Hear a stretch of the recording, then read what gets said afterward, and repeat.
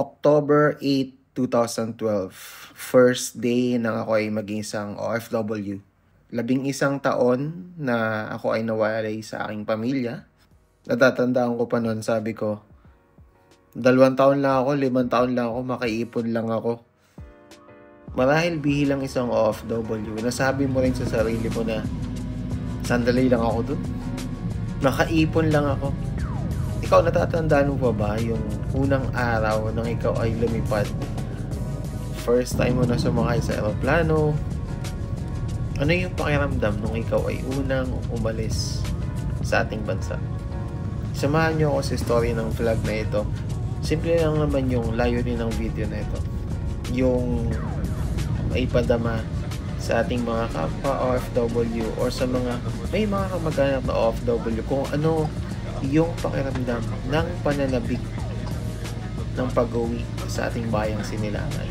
What's up guys? So, nandito ako ngayon sa hotel na aking inistayan. Bale, kauwi ko lang galing sa UAE. Okay, bigyan ko lang ng konting background. Hindi ko na na-record yung mga iba yung journey ko papunta dito from UAE because medyo pagod na rin ako sa biyahe nun. So, hindi ko na-record yung mga preparations ko doon. But, the thing is, bilang isang OFW, marami sa atin ang naghahangad na umuwi. Sa tagal natin na nasa abroad, lahat is excited na umuwi. So, bigyan ko lang ngayon ng mabilis na context ng aking pag-uwi dito sa Pilipinas. So, nag-renew ako sa aking company at ang nangyari is, upon renewal, nagkaroon ng mga konting aberya. Nagkaroon ng mga delays. Tapos ang ginawa ko, nag-advance booking na ako ng aking ticket kasi hindi ko na-expect na magkakaroon ng delay. The plan is, umuwi talaga dito sa Pilipinas originally 2 months back. Nagkaroon niya ng konting aberya dun sa aking processing. So, na-adjust siya na-adjust. So, ang pamilya ko is expect sila na uuwi ako 2 months back. So, panay ang rebook ko ng ticket, so alam nila is nag-a-adjust yung aking flight. So, nagkaroon ako ng idea na i-surprise sila sa aking pag-uwi. So, inisip ko na parang, what if sabihin ko kaya na na-delay ulit yung aking processing ng aking visa, ng aking ID, then uuwi ako sa kanila na surprise. So, ito na ngayon. Ang nangyari is, nandito ako ngayon sa hotel, hindi muna ako umuwi sa amin, sa Mindoro, sa Calapan. At hindi nila alam na ako uuwi in this specific time. So, ginawa ko is nag-book ako ng flight, umuwi ako. Walang nakakaalam sa Pilipinas na ako ay uuwi. Then, yun nga, nag-stay ako dito. Medyo gabi na rin ang aking pagdating. So, ang ginawa ko is nag-book na muna ako ng hotel para mag-stay para kinabukasan uuwi ako. So, ang exciting part is ma-surprise sila. Bababa ako ng tricycle. I will try my best to document my journey going to my hometown sa Calapan. So, yun.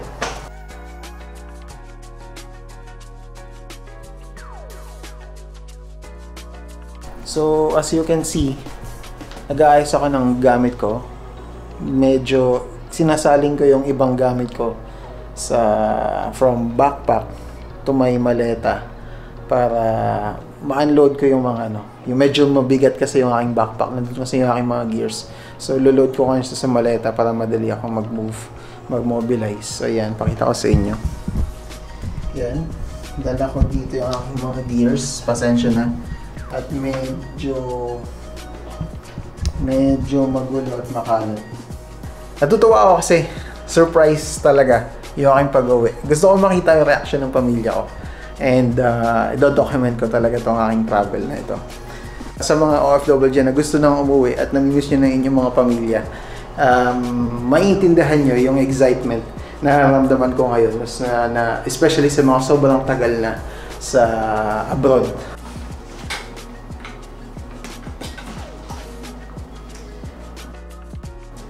Ready ko lang yung gamit ko, So, of course, typical sa atin ng mga OFW na nagdadala tayo ng pasalubong sa ating mga pamilya, Kasabay ng mga pasalubong na dala natin, of course, is yung ligaya na naidudulot ng ating pagbabalik sa ating mga pamilya at sa ating bayang Sinilangan, of course, sa Pilipinas. Iba pa rin yung dala nung ligaya na yun, yung sobrang namimiss mo sila. Malamang maraming nakakaintindi sa akin na OFW na katulad ko. At isang kaligayahan talaga yung pagbabalik sa iyong pamilya.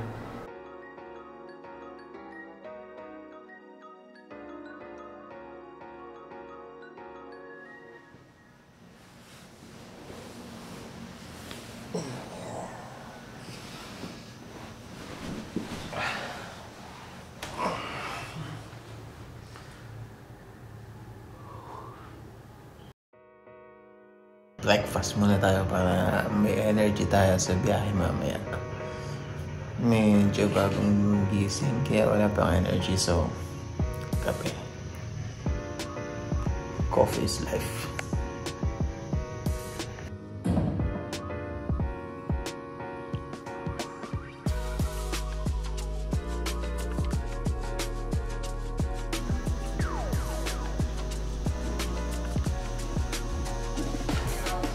So final check na ng mga gamit natin. Medyo marami-rami. Nakapag-prepare naman ako kagabi. So finalization na lang ng mga gamit at matatapos na. Then in few hours check out, then uwi na, biyahe na.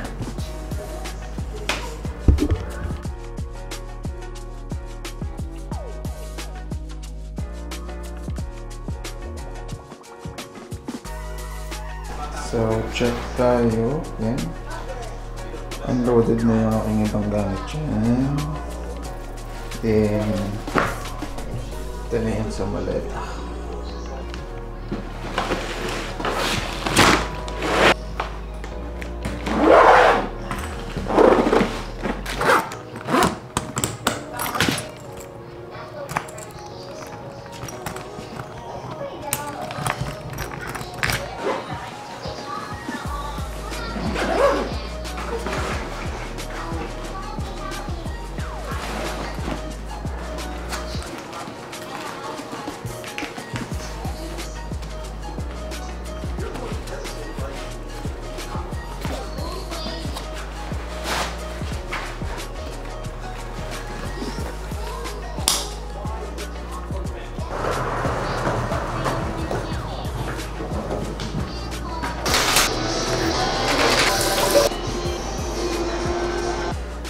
Oras na lang, yes, actually ilang minuto na lang paalis na, pabiyahe na at pauwi na.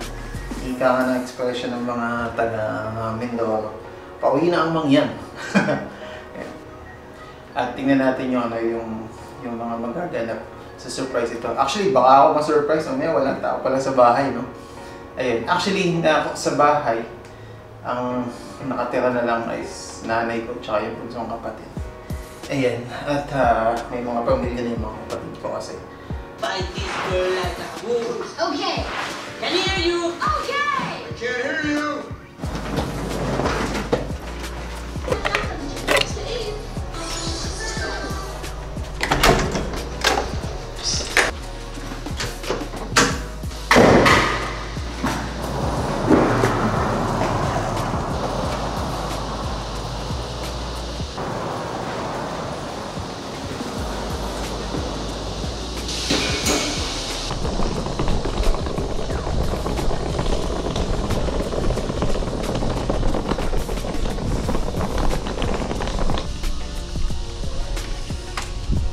Hello, te. Check out ako, te. Hindi siya nawawala. Akala mo nawawala na. Beautiful. No problem. So, yun nga. Kaka-check out ko lang. Paalis na ako. Papunta na ako sa terminal ng bus. Yan. I really miss Philippines. Kita mo naman mga terminal. Terminal ng bus. Terminal ng jeep. Filming using POV shots para mas feel natin yung pag-uwi. Medyo mainit-init na yung panahon, malinsangan. Batangas Pier, sir. Batangas Pier. Doon ba? Salamat.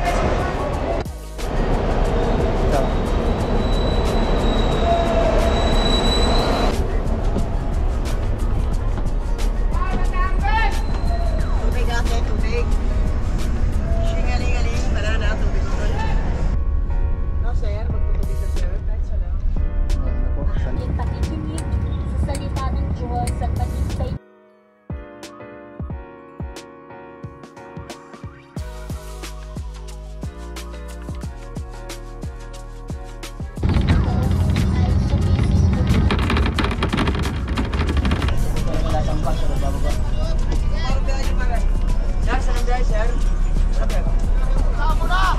Dito na lang, sir po. Sir, nandito na.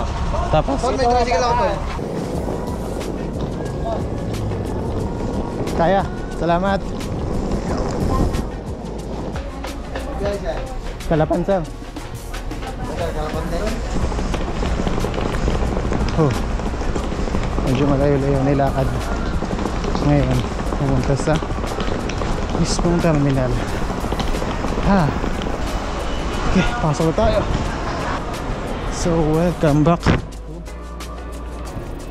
Kalapan. Ito pala, Batangas Port. Next. Dito tayo ng ticket.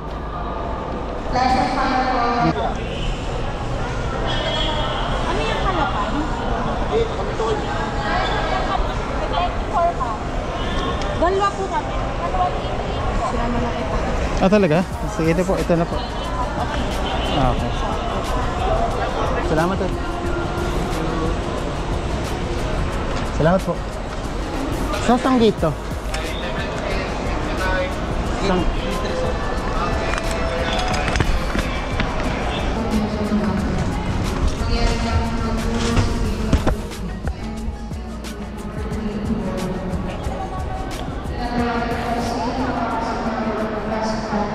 Diretso yung biyahe. 4:30 umabot. Cool.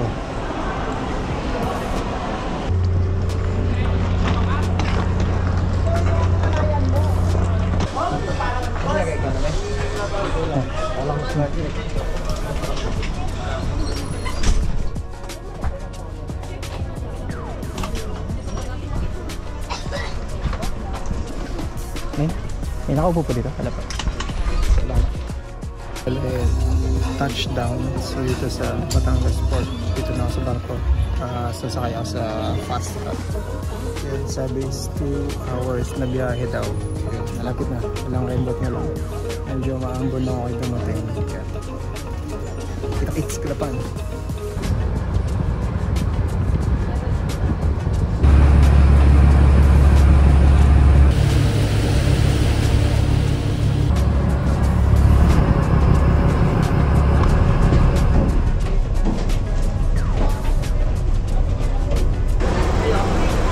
Sir. Salamat, sir.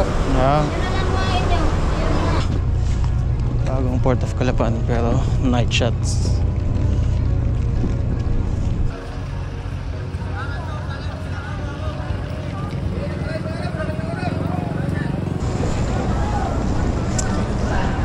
First time uwi, walang sundo. Kasi nga surprise. Commute all the way. Tricycle na. Din. Bakit?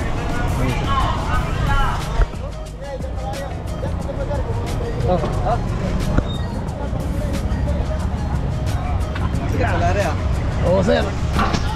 Kaya kailangan kong biyahe na. Para na rin kayong dalawang pasahero.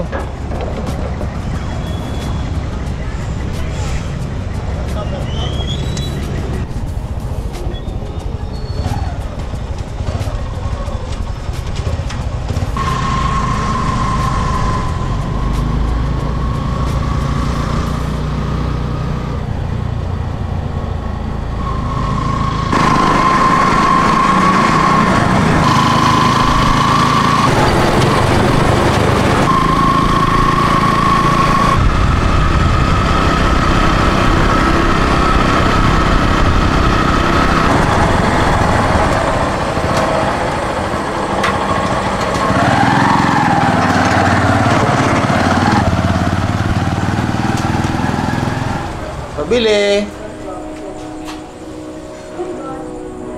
Pabili po.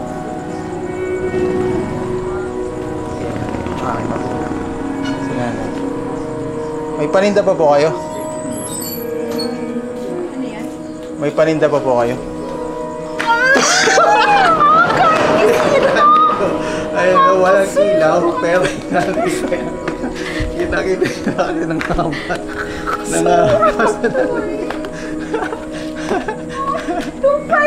Siyempre, iniiwa ko. Ay, si nanay. Ayan, si nanay. Wala akong ilaw, pero Nakakasuro. kita niyo yung, yung point of view. Chat pa. Si Sedi nandyan? Si Sedi nandyan? Nakakasura. Nandyan, Sedi? Tukin mo sa banyo. Alam ganyan. Hindi niya alam. Diyan na ako niya. Teka lang. Continuation. Kapatid ko nasa banyo. So yan. Nay, huwag kayo maingay ah. Continuation. Kapatid ko nasa banyo. So hindi niya alam. Hindi. Buksan niya na yung ilaw. Buksan niya na yan. So hintayin ko lang yung kapatid ko ngayon. Success ako dun sa kapatid. Sa nanay ko. Meron akong point of view dito. Yeah. Ayan. Yeah. So, second night ko dito sa Calapan. So, second night, buong family naman yung surprise ko. Tingnan natin yung reaction nila. Let's go.